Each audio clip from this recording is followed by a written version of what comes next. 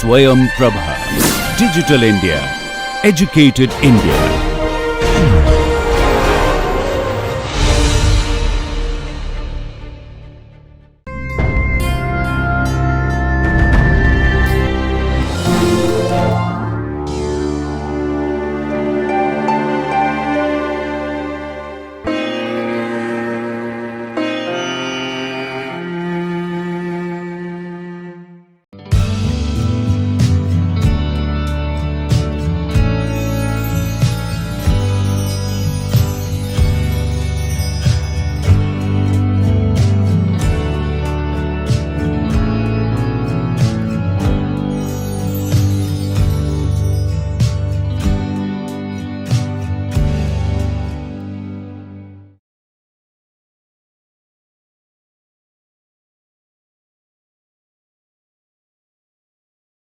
Welcome to part B of applications of zinc finger nucleases.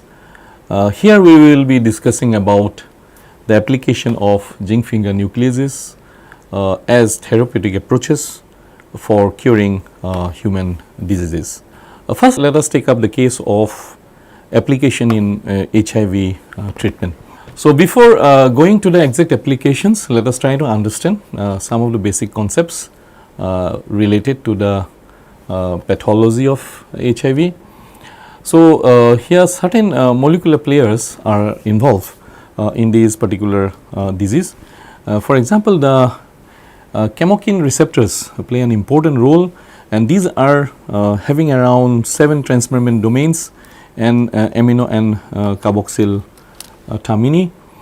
The chemokine receptor CCR5 has many natural ligands and is expressed in various cells like macrophages, dendritic cells and memory T cells in the immune system, endothelium, epithelium, vascular smooth muscle and fibroblast, microglia, neurons, astrocytes in the central nervous system.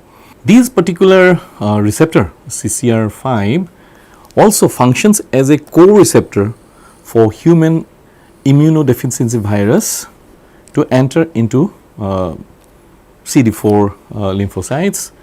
So, homozygosity of del32, which is a deletion mutant, which is a natural 32 base pair deletion of this particular gene CCR5, confers strong resistance to HIV infection, while heterozygosity of this deletion results in slower rate of HIV progression.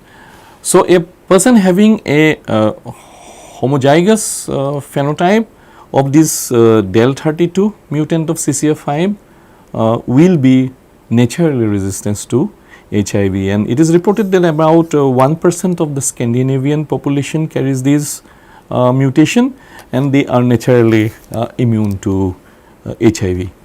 And this is the simple structure of the HIV virus, which is required to understand how it enters the human cells.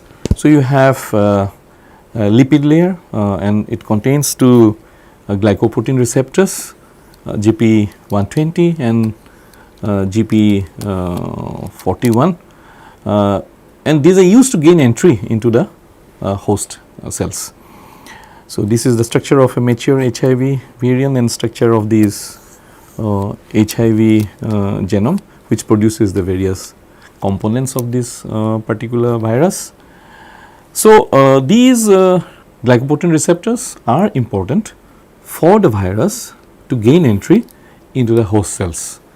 So, this is a simplified diagram of this HIV virus showing the GP120 and GP41, and this is a human cell, okay, and these human cell has CD4 receptor and CCR5 receptors.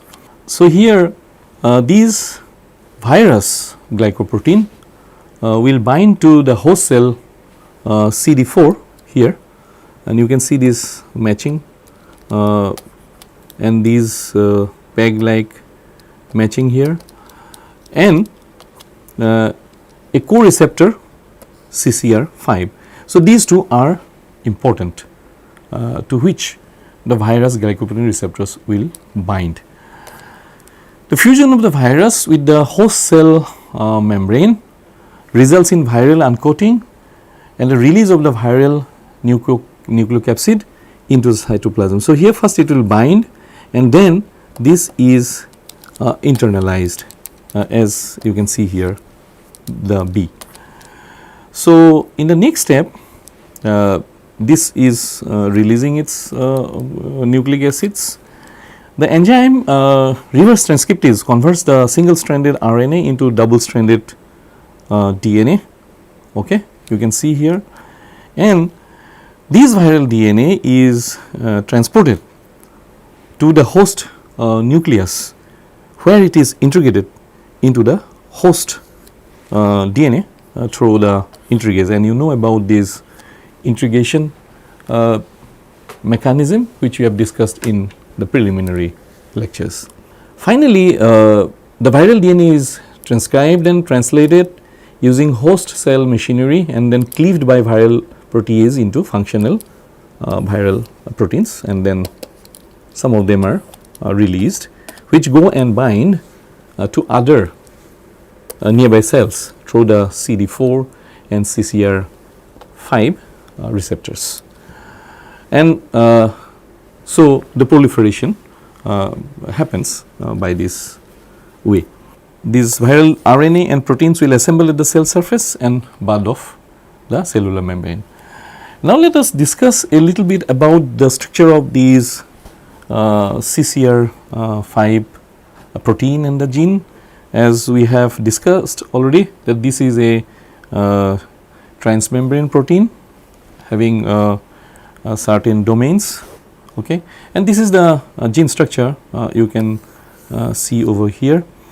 So, the protein structure of these CCR5 indicates regions of importance with the dotted line showing disulfide linkages here, okay. The boxed S and P, this is the S and the P here you can see indicating sulfate and phosphate moieties, and the 3 zigzag lines showing permethylation of the C moieties. The DRYLAVVH sequence is highlighted in blue here, okay. So, these are the gene structure and the protein structure of CCR5 gene. Now, this particular gene undergoes a mutation which is known as the CCR5 delta 32 mutation, and this was initially discovered in 1996 as a genetic mutation that confers protection to cells from infection by HIV, and we have already discussed about the immunity to HIV if it is homozygous, and if it is heterozygous, it delays the infection of HIV. And genetic analysis of the ORF of this gene revealed a deletion of around 32 base pairs from 794 to around 25. That is why this is known as del 32. And this deletion involves a frame shift mutation with the inclusion of 7 novel amino acids following amino acid 174 and a stop codon at amino acid 182. The mutant allele contains 215 amino acids in comparison to the full length 352 amino acid wild type CCR5. It was soon found out that the region affected was the second extracellular loop. The subsequent protein lacked the last 3 transmembrane domains as well as regions important in G protein interaction and signal transduction. Broad groups discovered that CD4 plus cells with the mutated CCR5 prevented HIV envelope fusion. So, this is the CCR5 wild type and this is the CCR5 delta 32. So, what are the difference between these wild type and the deletion mutants? The region involving the deletion 32 mutation with the upper section showing the translation of the wild type CCR5 protein, while the lower section demonstrates the translation of the mutant proteins. The red highlighted regions in the wild type sequence refers to the regions deleted in delta 32. The red highlighted regions in the mutant protein sequence refers to the novel amino acids inserted followed by the stop codon. The CCR5 mutation results in defective phenotype of this receptor which is truncated, making it shorter and unable to be exposed to the cell surface as a receptor. It becomes a half receptor, a part of it will remain inside the cell attached to and near the cell membrane. In the absence of the CCR5 receptor on the cell surface due to this mutation, the HIV cannot bind to T cells and macrophages and thus cannot enter the cells. Individuals homozygous for this mutation will thus not have the CCR5 receptor on the cell membrane of the T cells due to this shortened peptide. So, around in 2009 Hutter and colleagues reported about the effectiveness of bone marrow transplantation from a homozygous 32 del 32 donor in curing an HIV infected patient, and this becomes a kind of a breakthrough, and then people are now trying to create this kind of deletions by genome editing. In this particular case, the patient's CD4 lymphocytes increased to normal levels without any antiretroviral drugs, and the virus remained undetected for at least 5 years of follow up. However, the rarity of this mutation and the safety risk associated with current bone marrow transplantation protocols are the major obstacles to this treatment.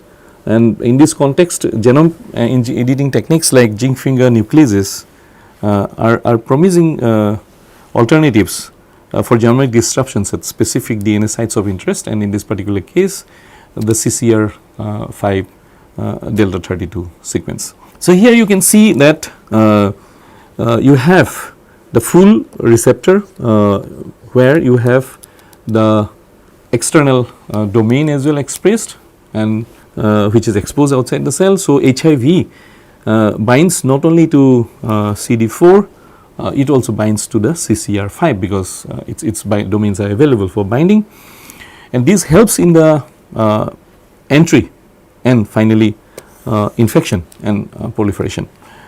But in the case of the CCR5 delta 32 mutation, now this is a half receptor and its transmembrane domains are not exposed to the outside of the wall.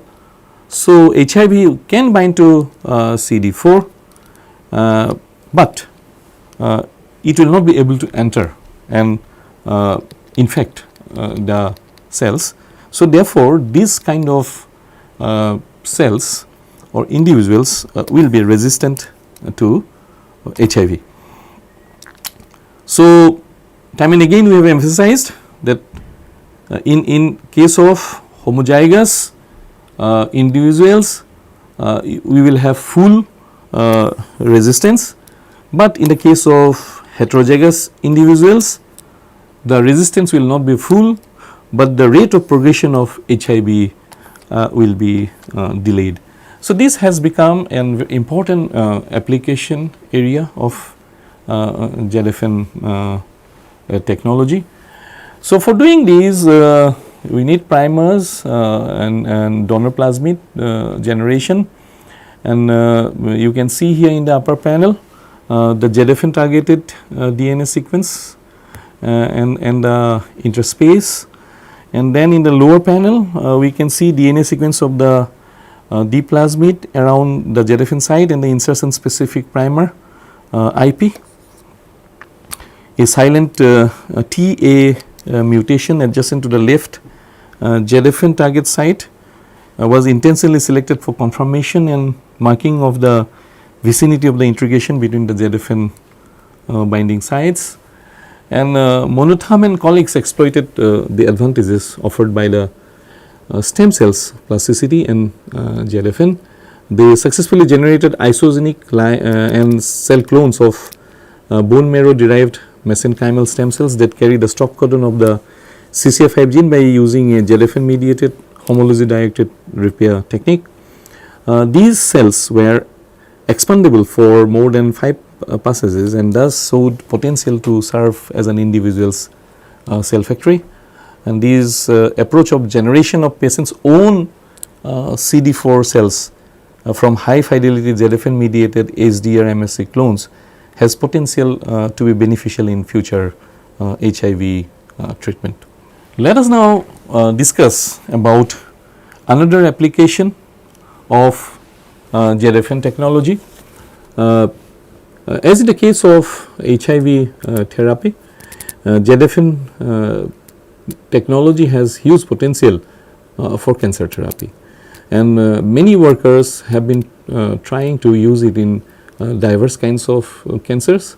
In our lecture, we will be discussing about one such cancer only due to paucity of time.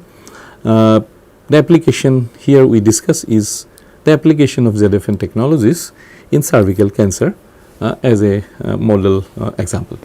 So, let us try to learn about a little bit about the cervical cancer, its incidence rates.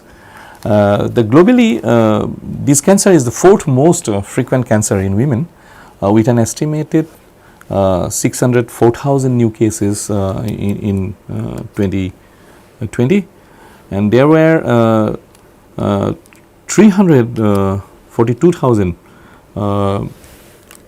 estimated deaths from cervical cancer in 2020, about 90% of which occurred in the low and middle income countries. A large majority of cervical cancers, more than 95%, is due to the human papillomavirus HPV, and particularly HPV type 16 and 18 are responsible for nearly 50% of high grade cervical precancers. Shankar and associates used a 6-fingered comprogetter ZFN pair to target the E6 gene of HPV 16 genome. So, this is the HPV 16 genomic map. You can see here various genes. So, let us study them one by one. The HPV genome contains approximately around 8 open reading frames, and these are all transcribed from a single stranded DNA. These ORFs are divided into 3 functional parts: the early region that encodes proteins E1 to E7, okay, and this is necessary for viral replication. Then there are the late region that encodes the structural proteins L1 to L2 that are required for virus assembly, and there is a largely non-coding part that is referred to as the long control region, which contains cis elements that are necessary for the replication and transcription of viral DNA. The viral E proteins are transcribed from early promoters, whereas the L proteins are transcribed principally from the late promoters. And this is the 7904 is the total number of base pairs, which is the size of this HPV 16 genome. The HPV E6 and E7 oncogenes play a crucial role in the HPV induced carcinogenesis. So, if we can manipulate these genes, can silence them, E6 and E7, we can develop some kind of a therapeutic strategy or cervical cancer therapy. So, this is the HPV genome, and it produces E6 and E7, which are oncogenes and which play crucial role in the development of this disease. And Both these genes products can drive a cell towards malignancy by contributing to the 6 major hallmarks of cancer through several molecular pathways. You can see over here so many different pathways. We will try to understand these pathways one by one. The E6 mediated P53 manipulation and the E7 mediated inhibition of PRB protein leading to sustained cell proliferation and resistance to apoptotic barriers. Both these E6 and E7 contribute to achieve uncontrolled proliferation through deregulation of growth suppressors. E6 targets an important growth suppressor P53, while PRB is one of the major targets of this E7 among others.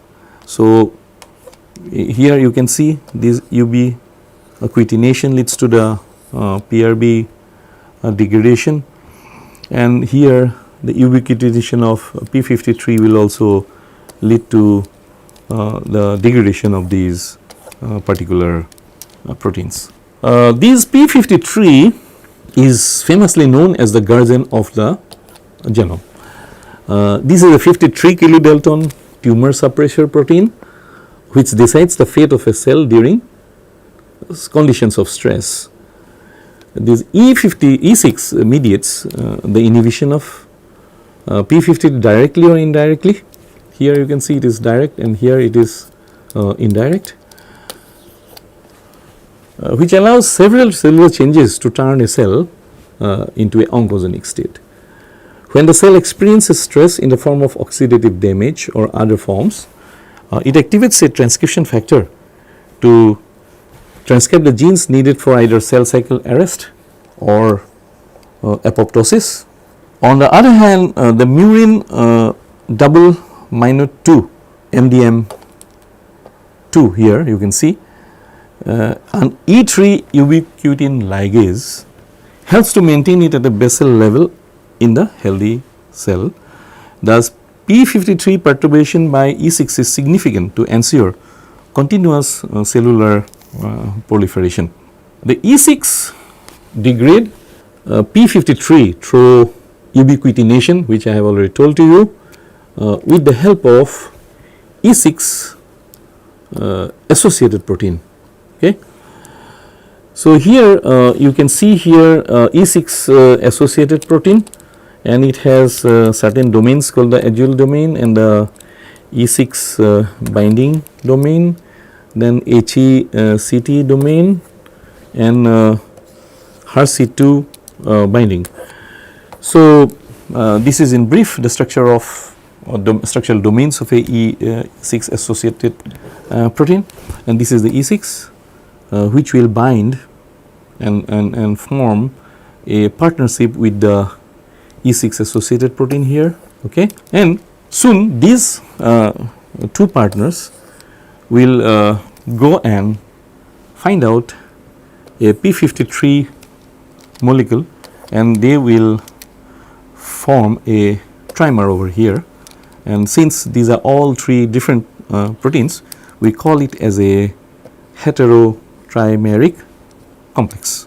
And then as a result of these heterotrimeric complex formation, the P53 will be degraded, and then this leads to the uncontrolled cell proliferation and resistance to cell death. So, in brief, HPV E6 bind to the LXX double L consensus sequence in the conserved domain of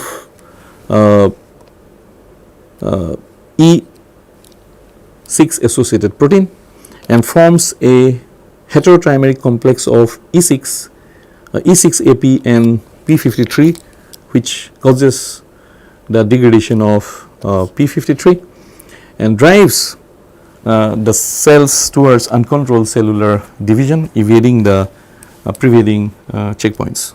So, this is HPV, and you have this E6 oncoprotein and the E7 oncoprotein, and there are various approaches for cervical cancer therapy like vaccines, T-cell therapy using natural compounds, or ribozyme mediated antisense oligonucleotides, RNA interference, which comprises the nucleic acid based therapies.